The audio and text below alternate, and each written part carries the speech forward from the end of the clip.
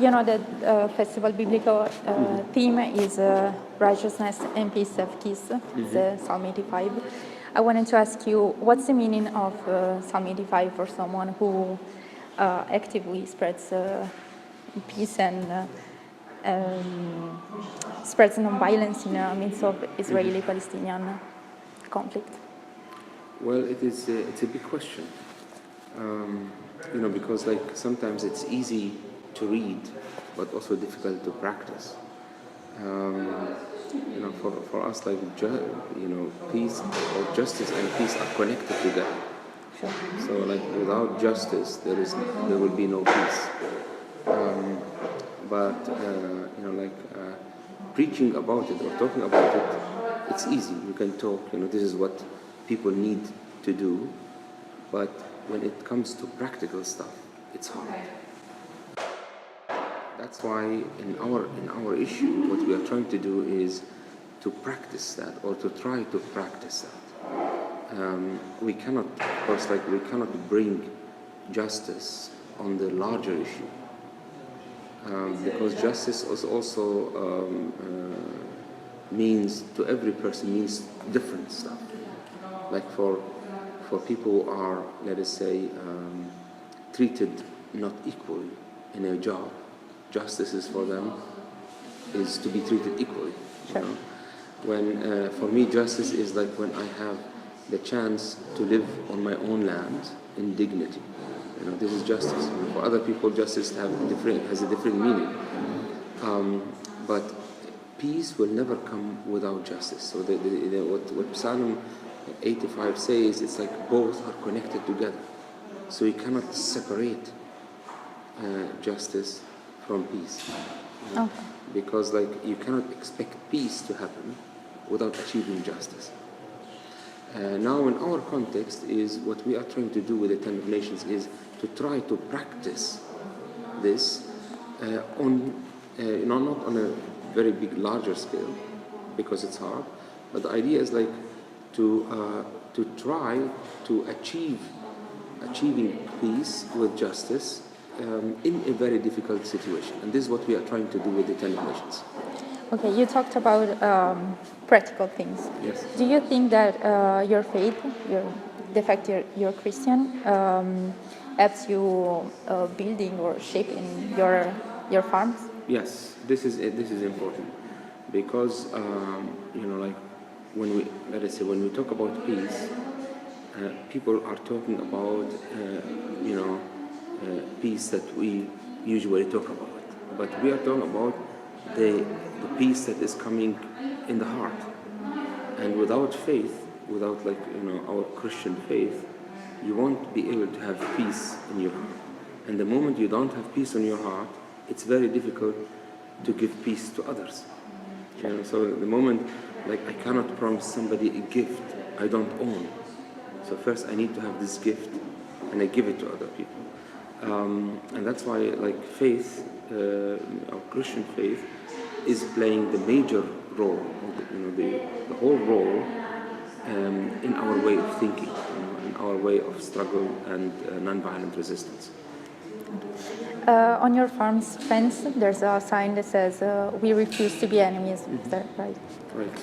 Yeah. How can you not be enemy when there's so much violence and destruction so close to your home? Well, in a very difficult political context or whatever, in social or economical context, people usually react in 3 ways. The first normal response to an unjust situation is violence. This is normal. Or resign, or give up and leave, run away. So we said none of those options are good. So we wanted to say we want to challenge our obstacles, to stand up for our rights, but act in a different way.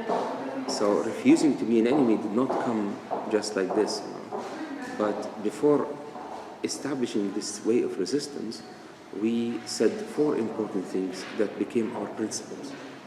The first thing we said, we refuse to be victims, because feeling as a victim, you cannot act that way. So refusing to be a victim is important in order to act instead of reacting. Secondly, we said we refuse to hate the people. That was important for refusing to be an enemy. And thirdly, faith. We are acting because of our faith and believing in justice. So after we said that, after we put all those principles, in front of our eyes, we started this way of nonviolent resistance. And by the way, it's not a passive way, it's an active way. So refusing to be an enemy, it's not like to sit down and say, even if you hit me, I am passive. No, it is, like the one who is oppressed is in charge, not the oppressor. So the way, like refusing to be an enemy, is an active way of nonviolent resistance, and it is not a sign of weakness; it is a sign of strength. Okay. Can you tell us what's the solution, if there is one, for the conflict, Israeli and Palestinian conflict? Well, like politically, it's very hard. There are like, let us say, proposals of one state, two states, whatever. But my approach is things must grow from the ground and up. Things have to start by ourselves. So if I am believing in peace, I can give it to other people. But if I am just talking about it, it won't make any difference. That's why, for us, and this is important for me to say that, like Jesus said to his disciples, blessed who are the peacemakers. He didn't say blessed who are the peace talkers. So that's why it's important to make something happen. And this is the challenge. So things must grow from the ground and up, like a tree. So when you fix the let us say the ground or the foundation, you can build on that. And so peace is also a process. So you have to go through a long process, but step by step. The moment we start right, we hope to continue right. Okay. I also wanted to ask you. You run the farm with your family. Mm-hmm. How is for your family, your children, your wife to grow up in a situation like this? Do you think it's healthier than like a non-violent conflict? Yeah. No, like it is very hard to grow up in a difficult political reality because people, including my family, we live the difficulties on the ground on daily basis. But what we are trying to do there is like to focus on the positives. This is the therapy of what we do on the farm with the 10 nations is, how to transform our anger, our negative energy, and invest it positively. So always when we get frustrated from the situation, we think about positive projects that you can start and see things are changing on the ground. But your question is really very hard to grow up in a difficult reality. But the idea is like we try our children to focus on the positives and not just to keep themselves in the negative situation.